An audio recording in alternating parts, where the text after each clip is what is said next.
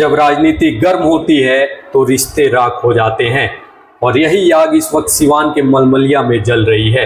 वो सिवान का मलमलिया बाजार जहां किसी वक्त चाय की दुकानों पर राजपूत और भूमियार साथ बैठकर राजनीति पर बहस करते थे, जहां एक दूसरे की शादियों में न्योता दिया जाता था, मुंडन में मिठाई बंटती थी, एक दूसरे के घर जाकर लोग बिना झिझक पानी पीते थे। आज वही लोग एक दूसरे के खून के प्यासे हैं। नमस्कार दोस्तों, स्वागत है आप सभी का राष्ट्र की रौनक चैनल पर।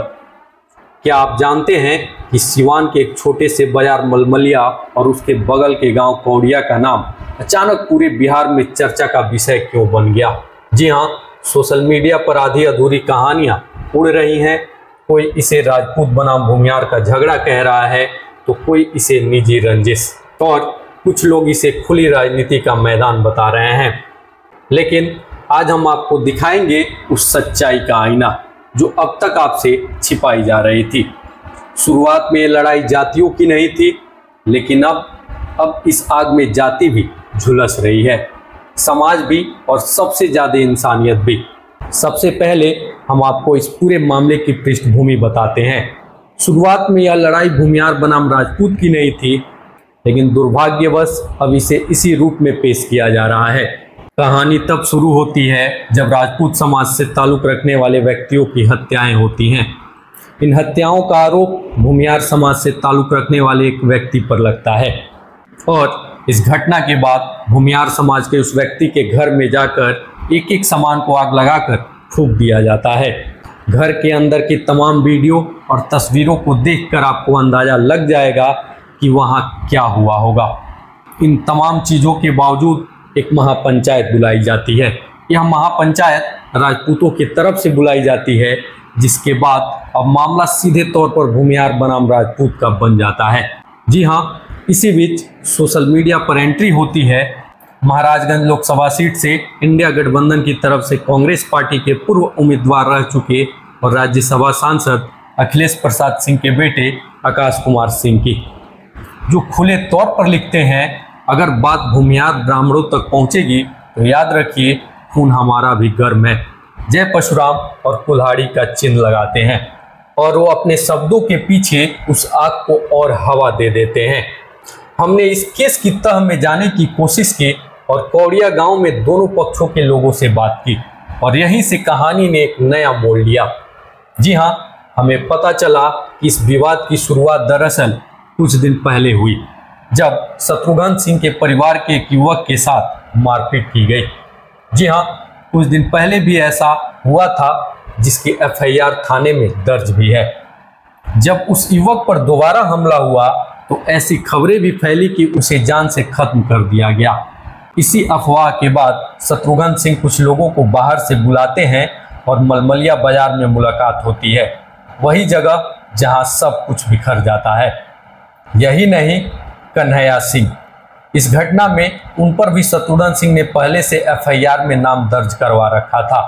यही वो बात है जो साबित करती है कि ये लड़ाई शुरू से जातीय नहीं थी, ये एक निजी दुश्मनी थी जो धीरे धीरे आग बनकर समाज को जलाने लगी। अब बात उस वर्चस्व की जिसे हर जातीय संघर्ष की जड़ कहा जाता है। शराब के धंधे से लेकर बाहुबली राजनीति तक दोनों पक्षों पर गंभीर आरोप हैं। एफआईआर में भी दर्ज है कि राजपूत पक्ष के कई लोग शराब कांड में जेल गए थे। यानी दोनों तरफ गंदगी थी, लेकिन अब इस गंदगी पर जातियों के नाम की चादर डाल दी गई है और फिर वो सियासत जो हर जले घर के मलबे में अपना वोट तलाशती है।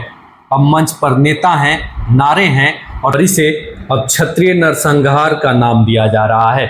सवाल यह है कि क्या ये वाकई नरसंहार था या सियासत का सातिर खेल? जी हाँ, हम जब भूमियारों के गांव पहुंचे तो वहां के एक बुजुर्ग ने जो कहा वो बहुत कुछ कहता है।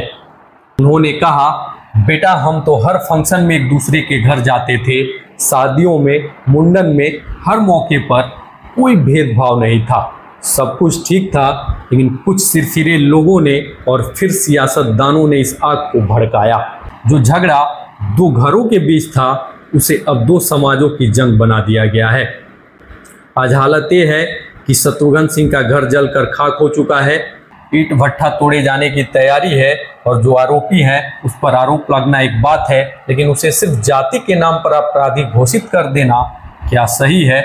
इस पूरे घटनाक्रम में दोनों पक्षों की गलती है, लेकिन सबसे बड़ी गलती उस राजनीति की है जो आग में भी वोट गिनती है। और अब सिवान का मलमलिया बाजार और कौड़िया गांव दो नाम नहीं, दो प्रतीक बन चुके हैं उस टूटते हुए सामाजिक ताने बाने के, जिसे सियासत अपने फायदे के लिए ढकेल रही है।